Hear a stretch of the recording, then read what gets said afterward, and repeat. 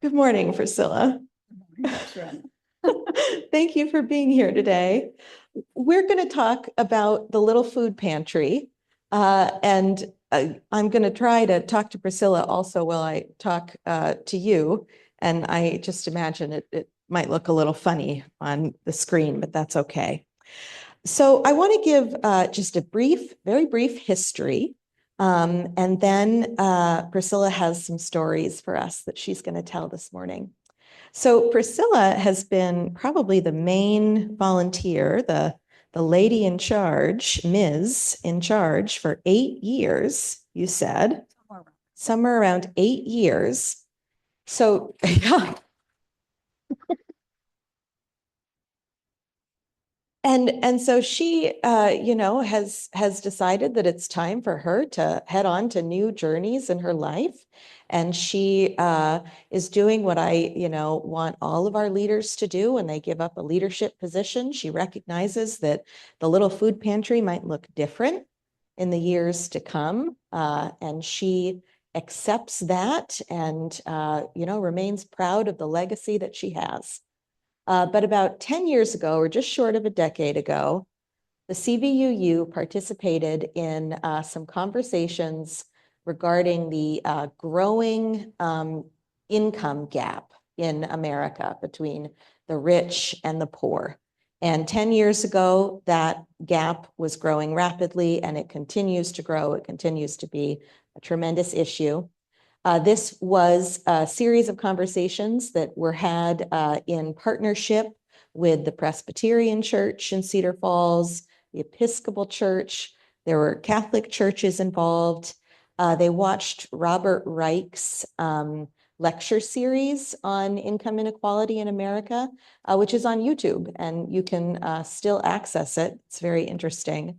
And towards the end of that series, each congregation was challenged to come up with an action item to do something, which is often where churches get a little stuck, is the do something part. And so Micah, and everyone that I've spoke to credits Micah. Micah Lorenz came up with the idea for the Little Food Pantry to serve specifically the neighborhood that's right behind us. And so that was the very early inception. Damon Gross, who has left this earthly plane, built our very first structure. It has been rebuilt since then. Priscilla might mention some of that. And so that is the history. And what has developed in these last 8 years is a really remarkable relationship between Ms. And the neighborhood kids. And so we're going to take you back 8 years to that first summer. You want to tell me about that first summer? My becoming part of the pantry just happened accidentally. I would stop here and Micah would be busy in the yard. She did so much landscaping. And she told me that the children would ask to help her.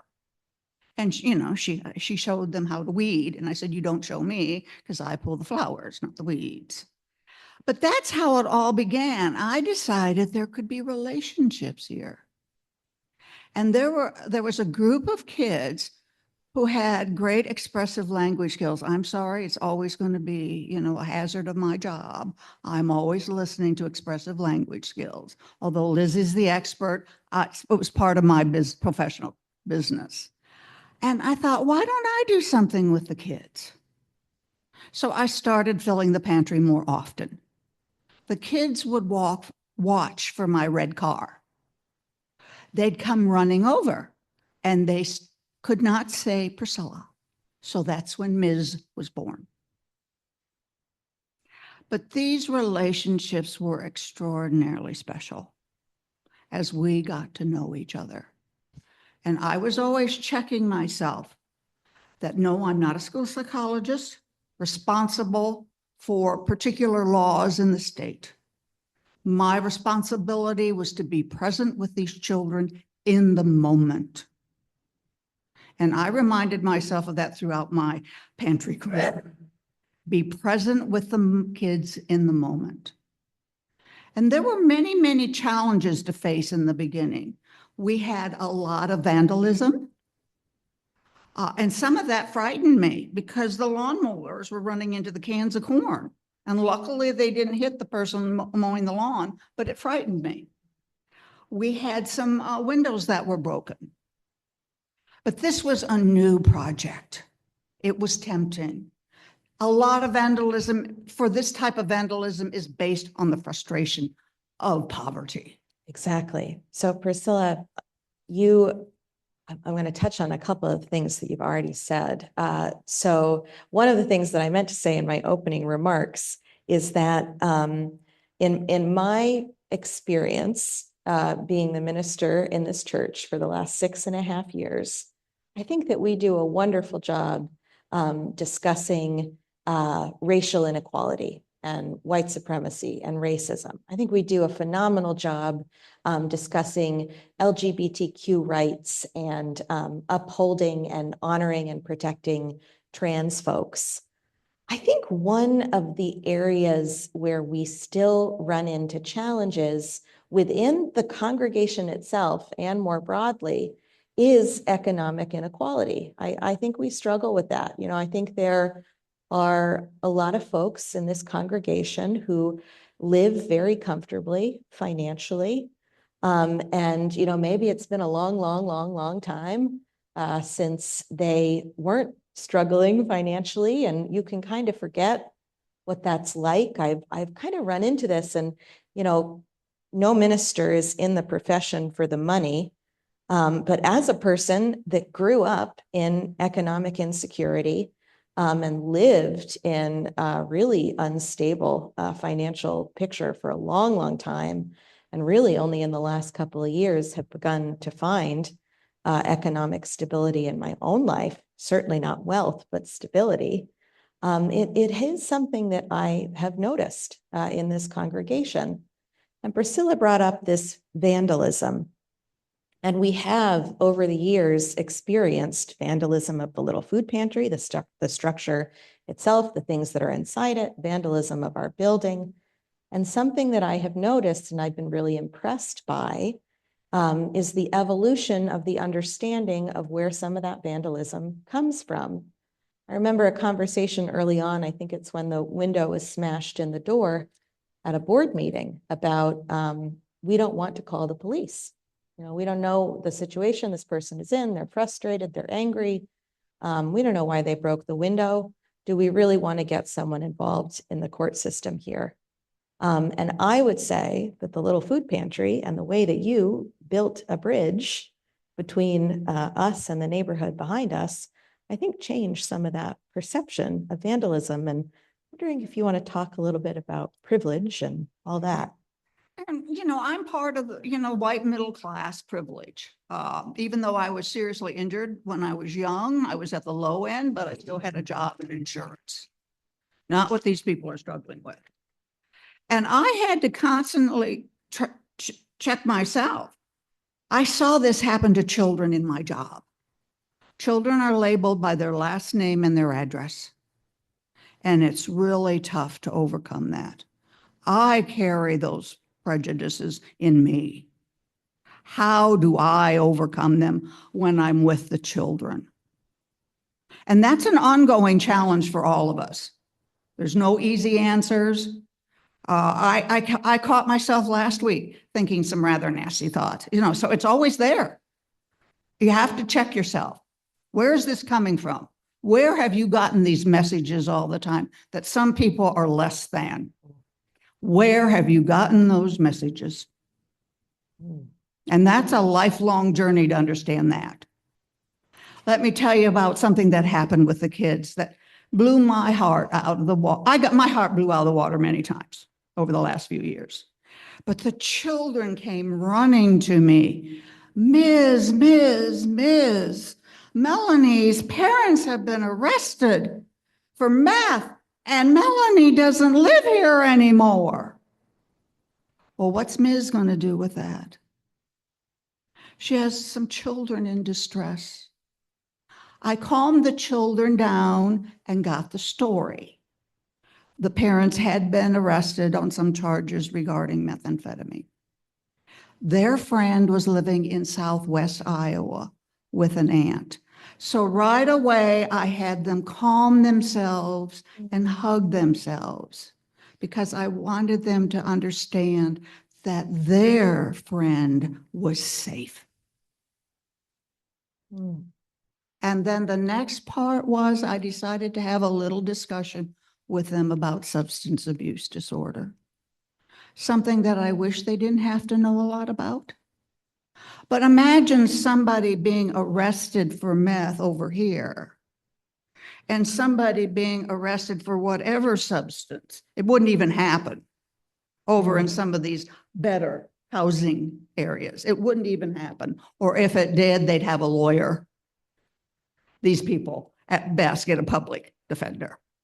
You're absolutely right. There's a meme that I see flying around about how rich people they actually do way more recreational drugs than people in poverty. And people in poverty are the ones that are arrested and punished for their drug use. And you mentioned something, there's a lot in what you just said. First of all, you talked about at the beginning of this conversation, holding space, how you learned really quickly that it wasn't going to be healthy or possible for you to save these children, but that you could be with them and be a presence who was listening in the moment. And one of the things that you did in that moment is you taught those kids how to calm their nervous systems down. What remarkable presence. That is a skill that lasts and goes on. And then you mentioned, it really is a just tragic, unfair thing that there are some kids in this world that know a lot about terribly adult themes. And the kids that live in the neighborhood across from us, some of those kids know a lot about things that it just isn't fair. Just isn't fair that they had to learn those things. Something I really want to talk about, because you mentioned in one of our initial conversations about what you understand to be the primary purpose of the Little Food Pantry. And also some of the things that you learned that surprised yourself. So I asked Priscilla, what do you think the purpose of the Little Food Pantry is? Because we have a lot of conversation about how it's supplemental, right? It's Takis and pudding cups. Adjunctive food supply. Adjunctive food supply. Thank you. I was afraid I was going to say adjudicated food supply. And I was like, that's not right. That means something else. Adjunctive food supply. It's supplemental. And we're aware of that. And maybe that will change. That's part of this evolution we're going to talk about. So the main purpose of the food pantry was not excellent nutrition. In Priscilla's understanding, it was community and relationships. Community and relationships, our community, our wider community, the relationships we have with each other, and the relationships we have with our neighbors. So maybe you can speak to that and then tell us what you learned. Some of this was an evolving process with me. I did struggle over the types of food I was buying, and I struggled the entire time. It doesn't always meet my nutritional requirements, but it goes. I consulted with experts on, 60% of brain development in children is food dependent. I consulted with ethics people, and they kind of got angry with me. Give it up, Priscilla. Your job is to find the food that they will eat and connect with them. They were just plain out blunt with me. They got tired of me, but I need to do this. They were tired of it. So the new people coming in, consult with others.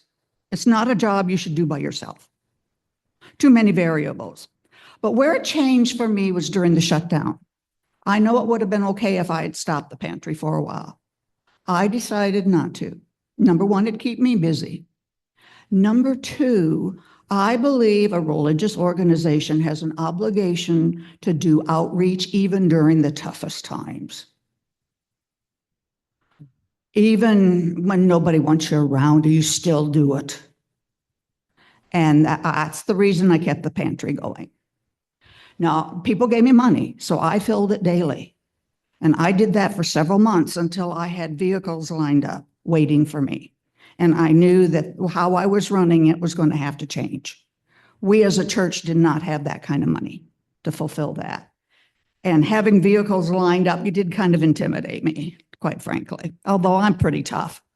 You know, take me on. I don't give up, you know.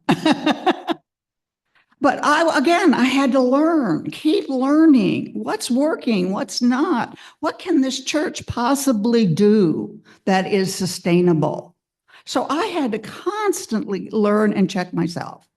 So I cut back, and then I still noticed that people were watching me and just coming and taking it all. So that's when I started doing the school bus times. I wanted to make sure that children got some of the food. And then after that, I had to divorce myself as much as I could from who took it and how much they took. And that all evolved in those months during the pandemic. But remember, it gave me something to do. I wasn't overly focused on the pandemic fears. I had a project to run. Priscilla, I want to thank you for your 8 years of service. I want to thank you for the way that you built that bridge and that connection between us and our neighbors. I have so much respect and admiration for someone who knows when it's time to pass the torch and pass the mantle. And I have even more respect and admiration when they welcome whatever that transformation will be. I do hope that this is a project that we continue in whatever form that it takes, and we talk about it and we continue to think about it and let it evolve, because this is a legacy. This is a legacy of some folks that are already gone from this community, some folks that are still here. So let's keep those enduring lessons that I think Priscilla has learned in these last years. Flexibility. Be willing to change what you're doing and figure out what works and try something different, and don't get too attached to the way you think things are supposed to be. We talked about how long she resisted Takis. Putting Takis in the pantry, especially the blue ones. But, you know, that did, however, get us some real loyal Little Food Pantry followers.